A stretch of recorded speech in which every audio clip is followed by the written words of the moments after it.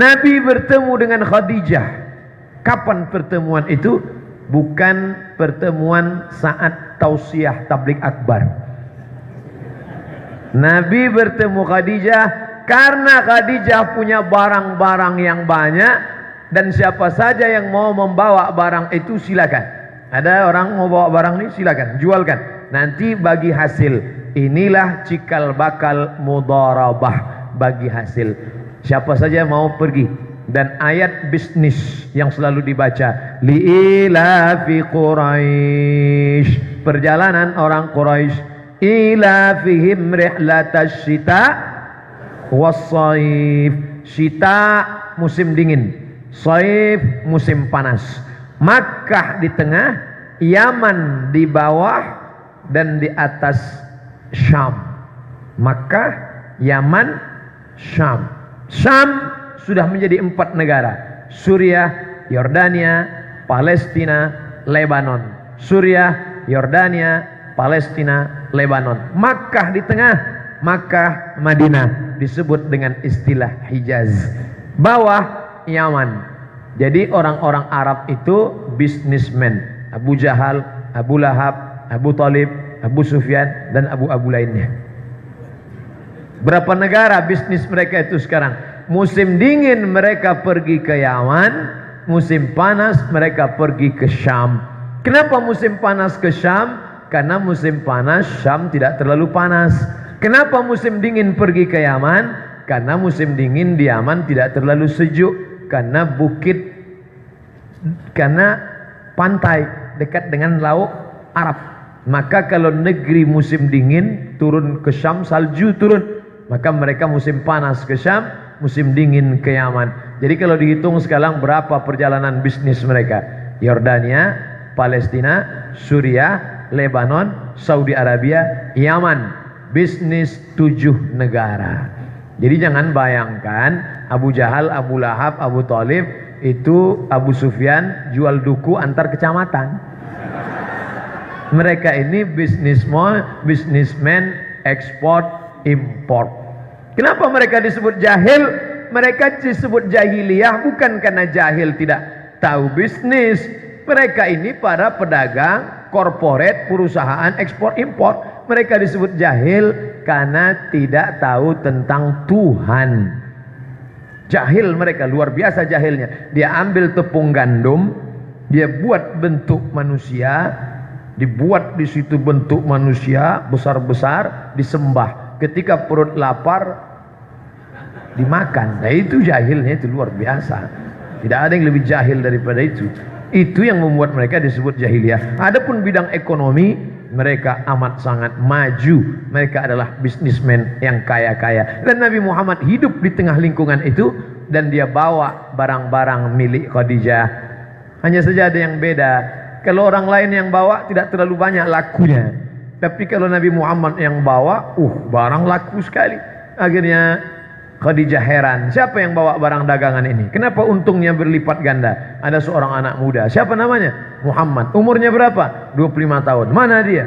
Oh, handsome ini orang. Luar biasa. Oleh sebab itu maka Khadijah mengutus, coba tanya dia, mau tak dia nikah dengan saya? Inilah dalil. Kalau ada orang baik, perempuan boleh mengutarakan keinginan hatinya. Yang bilang so sweet yang belum nikah. Adapun yang udah nikah senyum-senyum pekat aja lah. Gayung bersambut pucuk dicinta ulam pun tiba. Nabi bersetuju dan paman Nabi meminang Khadijah. Maka menikahlah mereka.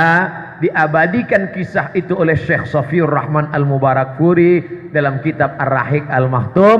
Nabi berusia 25 tahun, anak muda yang sedang di puncak karirnya, dan mahar pernikahan itu isruna bakarah, 20 ekor onta. 1 ekor onta yang tidak terlalu mahal 35 juta, kali 20 ekor sama dengan 700 juta.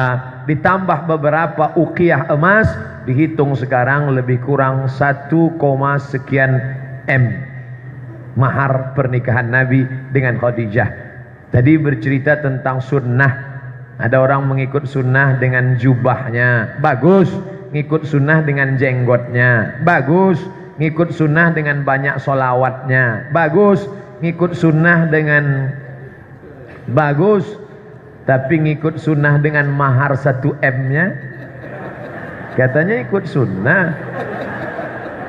Nabi menikah dengan Khadijah, mahar 20 ekor onta, 700 juta, tambah beberapa uqiyah, 1, sekian miliar. Lalu orang bercerita tentang Nabi Muhammad yang miskin, susah, melarat, jubahnya compang-camping. Ini Muhammad mana? Yang kamu ceritakan ini Muhammad mana?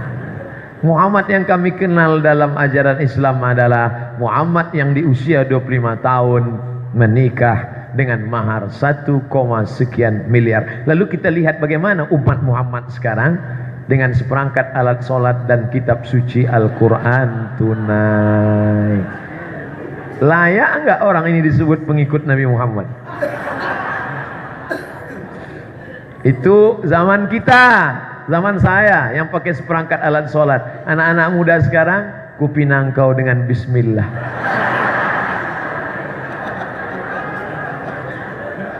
Ustadz Somad, itu yang Ustadz ceritakan waktu Nabi umur 25 tahun sebelum jadi Nabi.